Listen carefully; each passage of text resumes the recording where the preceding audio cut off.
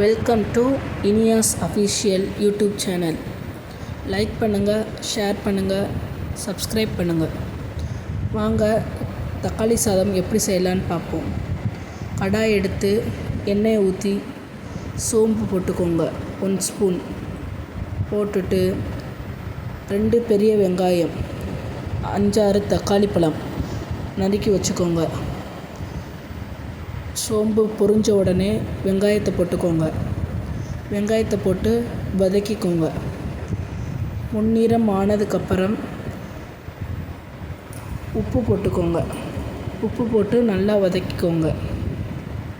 நல்லா வதக்குனதுக்கப்புறம் நம்ம நறுக்கி வச்ச தக்காளி பழத்தை போட்டுக்கோங்க. போட்டு நல்லா வதக்கிக்கோங்க. நல்லா வதங்கட்டும். இப்போ ஒரு தட்டை எடுத்து மூடி வச்சுருங்க. 10 நிமிஷம் வேகட்டும். வெந்ததுக்கப்புறம் ஓப்பன் பண்ணுங்க. இன்னும் கொஞ்சம் தண்ணி எல்லாம் வற்றணும். வற்றி கொஞ்சம் நல்லா வேகணும். இன்னும் பச்சை வாடையில் தான் இருக்குது, வேகட்டும். கொஞ்சோன்னு 1 ஸ்பூன் தனி மிளகாய் பொடி சேர்த்துக்கோங்க. தேவைப்பட்டால் இன்னும் மசிவாக வேகிறதுக்கு கொஞ்சம் தண்ணி ஆட் பண்ணிக்கோங்க. போட்டு நல்லா வதக்கி எடுத்துக்கோங்க.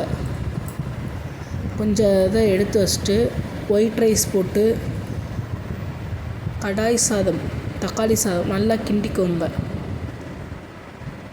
இந்த சாப்பாடு குழந்தைகள் முதல் பெரியவர்களை விரும்பி சாப்பிடுவாங்க. அருமையான டேஸ்டியான தக்காளி சாதம் ரெடி.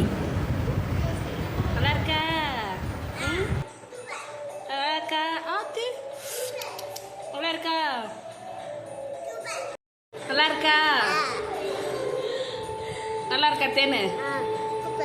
சூப்பராக இருக்கா? எப்படி இருக்கு? Okay, thank you.